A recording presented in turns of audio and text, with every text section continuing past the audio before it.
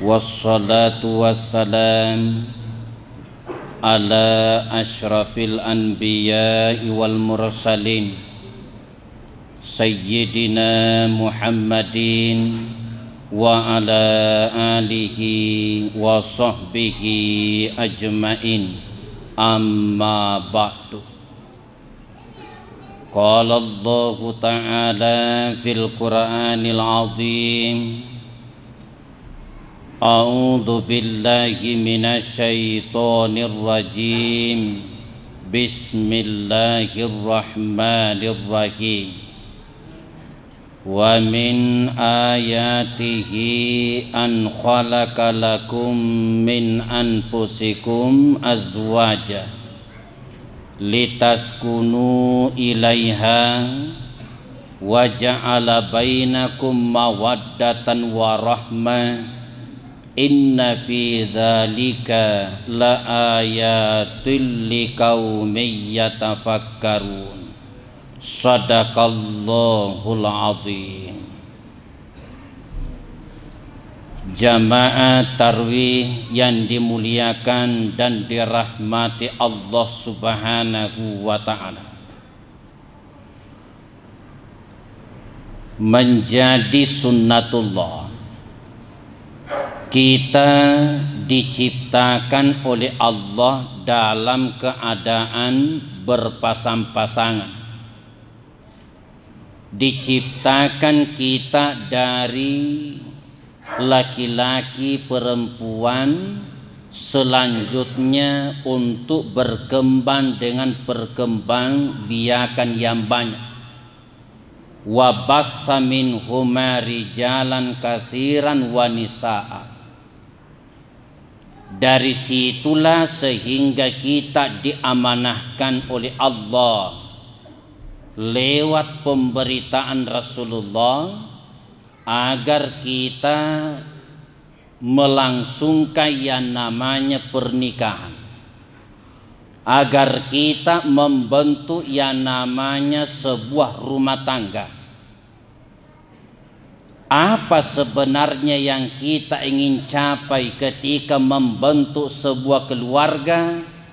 Itulah yang dijelaskan Allah dalam surah Ar-Rum ayat 21. Di dalam surah Ar-Rum Allah Subhanahu wa ta'ala berfirman, wa min ayatihi, dan di antara tanda-tanda kekuasaan Allah, an khalaqa lakum min anfusikum azwaja, bahwasanya Allah telah menciptakan kalian dari diri kalian sendiri pasangan.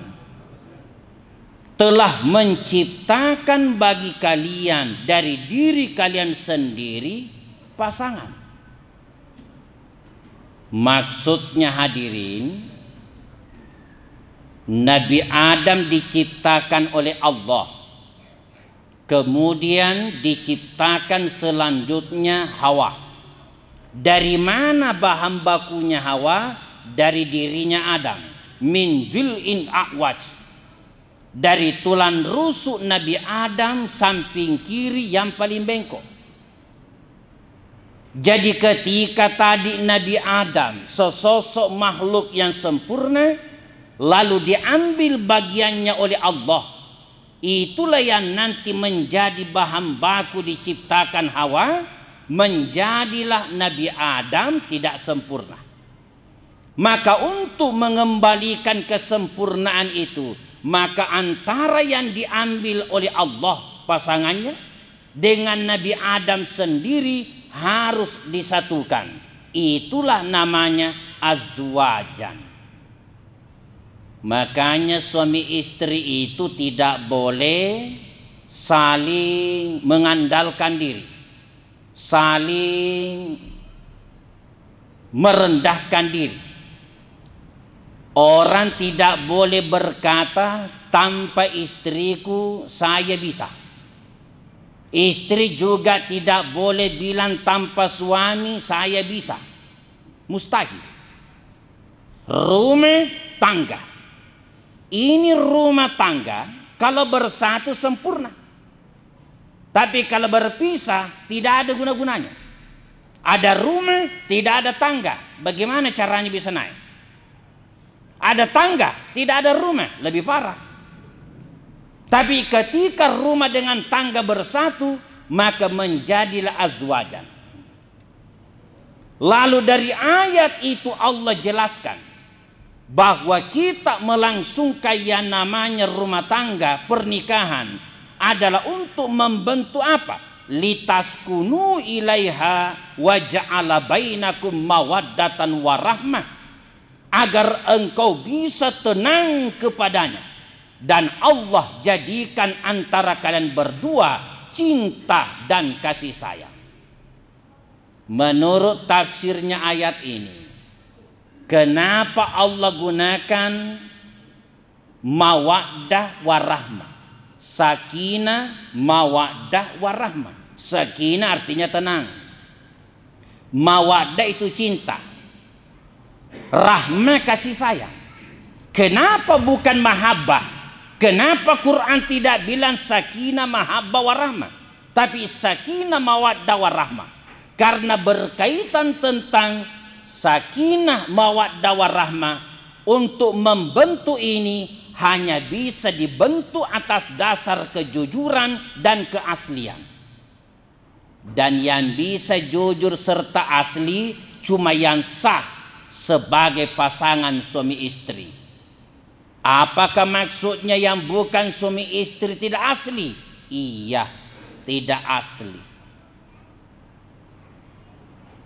Coba kalau orang baru baku suka-suka, nah tentu asli.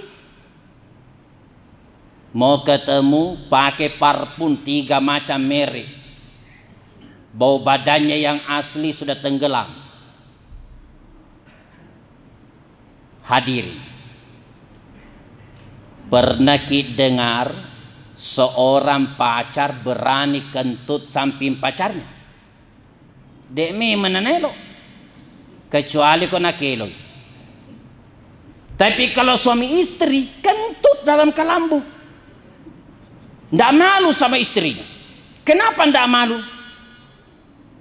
Sudah keaslian dan kejujuran. Tidak malu pakai sarung robek-robek di hadapan pasangannya. Tidak malu penampilannya ala kadarnya. Karena memang itulah keaslian dan kejujuran. Kenapa digunakan mawaddah warahmah? Subhanallah. Digunakan kata mawaddah warahmah.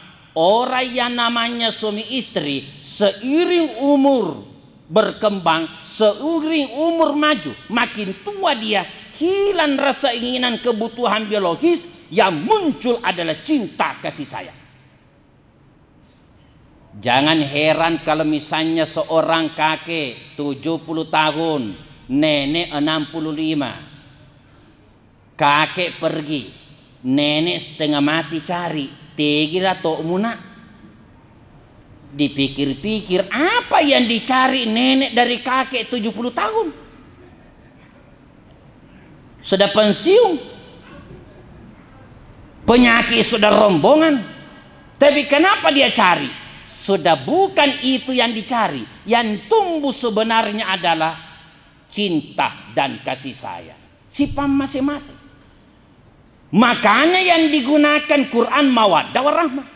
Dan yang bisa membentuk itu hanya yang sah resmi sebagai pasangan suami istri. Jadi untuk membentuk keluarga sakinah mawaddah warahmah, bagaimana caranya? Beberapa dalil kita bisa lihat. Antara lain hadirin, Allah subhanahu wa ta'ala berfirman, hunna libasul lakum wa antum libasul lahunna. Istrimu pakaian bagimu, kamu pakaian istrimu. Secara khusus ayat ini bicara tentang puasa. Tafsirnya itu khususnya berkaitan penjelasan puasa. Tapi secara luas yang dimaksudkan hunna libasul lakum wa antum libasul lahunna, istrimu pakaian bagimu, kamu pakaian istrimu, adalah penjelasan Allah bahwa tidak ada manusia yang sempurna. Tidak ada manusia yang tidak punya kekurangan. Jadi ketika ayat itu dibawa ke persoalan rumah tangga untuk mengantarkan kita sakinah mawaddah warahmah, bahwa untuk sampai kepada tujuan itu tadi, berusahalah menerima kekurangan pasangan masing-masing. Jangan pernah memimpikan akan mendapatkan pasangan sempurna tanpa kekurangan sampai dunia kiamat tidak akan ketemu. Memang hadirin, kalau kita baru pengantin baru, semuanya itu sempurna, tidak ada yang salah. Bahkan biar salah benar juga. Istri bikinkan kita kopi lupa kasih gula macam itu hawanya pengantin baru. Tapi tunggu 4, 5, 6 tahun dan seterusnya, mengaku tidak mengaku, seorang suami pasti akan mendapatkan kekurangannya istrinya, seorang istri pasti akan menemukan kekurangannya suaminya. Bukan mungkin, pasti. Dan ketika kita temukan kekurangannya pasangan, tidak usah heran, bilang saja dalam hati, cocok nih, karena Allah sudah sampaikan. Tapi di balik kekurangannya pasti ada kelebihannya. Hadirin, jadi bagaimana kekurangannya? Itulah maksudnya Quran, berfungsilah sebagai pakaian. Kekurangannya suami ditutupi istri, kekurangannya istri ditutupi oleh suami. Itulah maknanya. Hunna libasul lakum wa antum libasul lahun. Pernah ada yang masuk kantor saya melapor, Pak, bisa curhat? Saya bilang silahkan.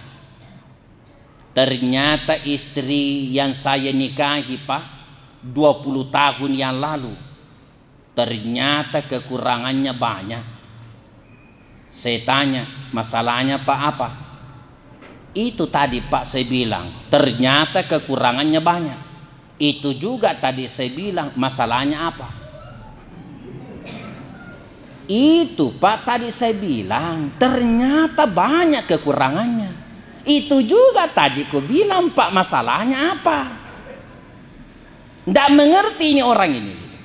Tidak usah masuk kantor KUA kalau hanya mau melapor, ternyata suamiku ada kekurangannya, istriku ada kekurangannya. Itu sunnatullah. Tidak ada orang sempurna di dunia.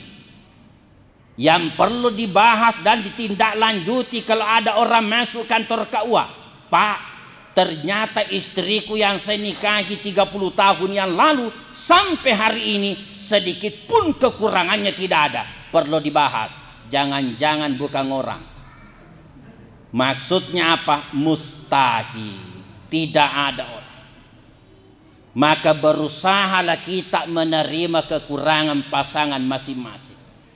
Yang kedua, bagi kita suami diingatkan oleh Allah, jangan dikira ayat itu sederhana. Quran bilang nisa'ukum harsul lakum, istrimu adalah bagaikan kebun bagimu. Istrimu bagaikan kebun. Jangan dipahami dengan pengertian cuma tunggal. Nisa'ukum harsul lakum, istrimu adalah kebun. Apa maksudnya kebun? Yang namanya kebun ditempati menanam. Yang namanya menanam, logikanya apa yang kita tanam itu yang tumbuh. Kalau kita tanam pepaya, tumbuh pepaya. Kita tanam jagung, tumbuh jagung. Tidak mungkin pepaya yang kita tanam yang tumbuh pisang. Quran bilang istrimu adalah kebun. Jadi kita seluruh suami hati-hatilah menanam kepada istri. Karena apa yang kita tanam itu yang tumbuh. Maksudnya apa? Ketika seorang suami tanamkan kejujuran kepada istrinya, insya Allah akan tumbuh kejujuran.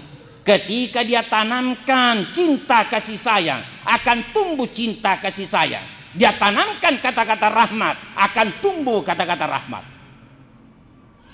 Coba perhatikan. Saya sudah sering teliti, kalau ada suami caranya ngomong istrinya begini, "Bo, HP-mu ini, tunggu jawabannya." "Iyo, HP-ku." Tapi kalau dia bilang, "Ibu, HP tak ini?" "Iya, HP-ku." "Dinda, HP tak ini?" "Iya, kanda."